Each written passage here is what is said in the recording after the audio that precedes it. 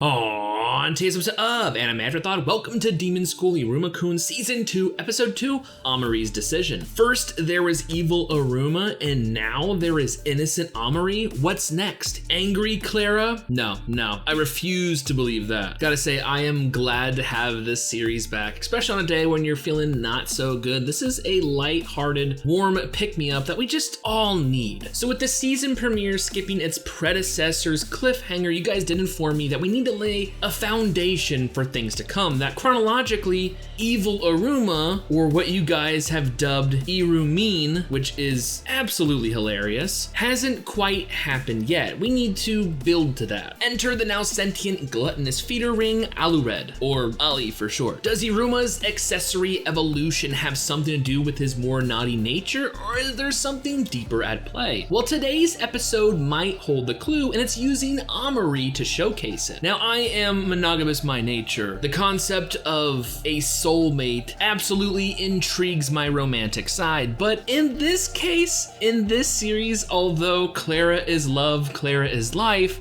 they are really pushing this Ameri factor, and you know what? For a human living in the netherworld, hell, maybe a harem is okay. But I gotta say, I do like her character. This duality of nature, this strong, vibrant female demon that is literally at the head of this demonic hierarchy at Babylus.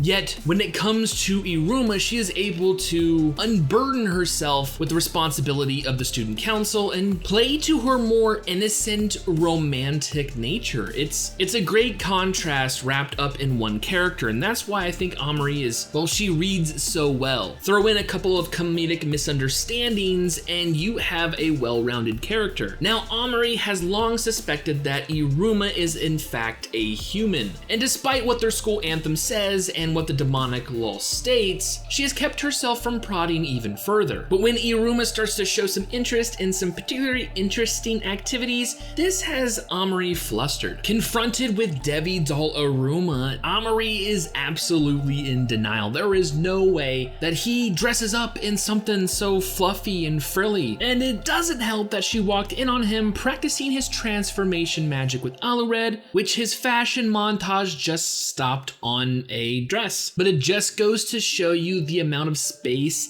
that Iruma occupies in Ameri's thoughts, although this will not deter her from doing her due diligence. Yes, her duty as the president of the student council at Babylus, which actually serves a lot of purpose, not only dealing with the teachers and keeping the peace, but it looks like she is the one in charge of the battlers, this demonic school's version of club activities. And unfortunately, due to the absence of their required third year, the magical apparatus battler, whose roster includes Iruma, Asmodeus, as well as Clara, unfortunately has to be put on hiatus, which means that Ameri is in charge of relegating those students to other battlers. Of course, Asmodeus refuses to be part of any other battler that doesn't have Iruma, so he's stuck with the new magic battler. Clara's simple look at life, she's just going with the flow. Gaming battler, you got it. So the only question is, where is Iruma to be placed? Now, back in season 1, we actually learned that the student council itself is a battler, and we were well aware of Ameri's desire to have Iruma join. Now, while it took some time, it looks like Ameri did get her way, as it looks like Iruma is the newest recruit to the student council. Using Iruma as a segue, we get to look deeper into the activities of the student council. Like I said, they deal with scheduling issues,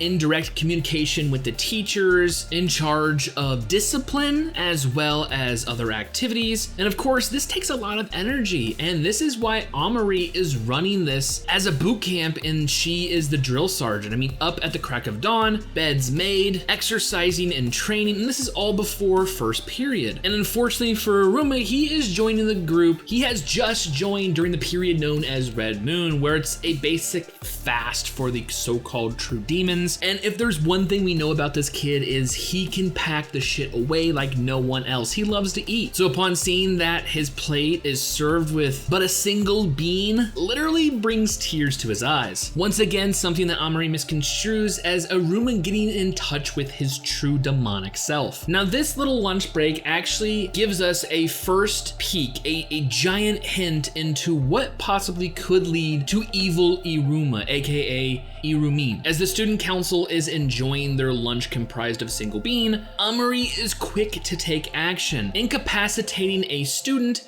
But upon further look, it's not just this act of aggression. In fact, she saved a smaller demon's life. Yes, this student is currently going through the evil cycle. We learned back in season 1, this is the purpose of Devi idols. Devi dolls' purpose is to give demons this outlet for all their demonic energies and more natural, albeit evil instincts, which is a very curious concept. I mean, Iruma is human. He doesn't necessarily have an evil cycle, but we don't know the long-term effects of him living in the netherworld. Not to mention, he is in contact with an item of substantial demonic energy, aka the gluttonous feeder ring, aka Alaret, which makes even more sense compiled with the fact that you guys told me that we need to build a foundation and the gluttonous feeder ring is part of that. I wonder if Iruma or Iruma-kun is the result of Iruma's evil cycle. That is a distinct possibility and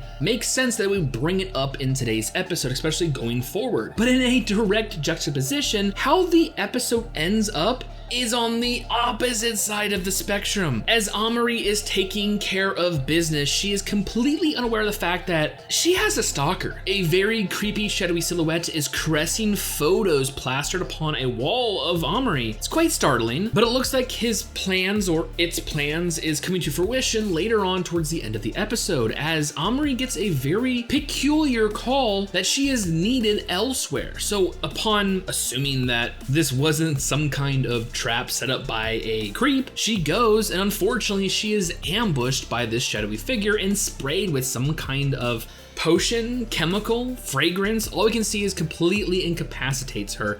Now this is worrying for the group. It has been a while since she has left, lunch is almost over, and there's no way that the president of the student council would be caught dead late. So when a member of the broadcast battler barges into the student council saying, hey, that announcement was fake, we never fucking called her there, the student council is quick to jump to action. I mean, we saw earlier in the episode, much like Yami Sukihira and the Black Bulls, Ameri is a collector of interesting people, even them themselves dub them as weirdos. Looking beyond, you know, the facade they show the world, she took them in and they have become this close-knit group. Even some of them say like, hey, well, I can't tell you the main reason. Be lucky that she chose you as a recruit. I mean, I'm completely jealous. Now, while I expected Ameri to be absent, maybe a tussle left in her wake, what we found, like I said, is completely shocking in an absolutely adorable, innocent way. This chemical that she was sprayed with when she comes to seems to have changed Ameri's personality. What we saw as a strong, vibrant leader is now an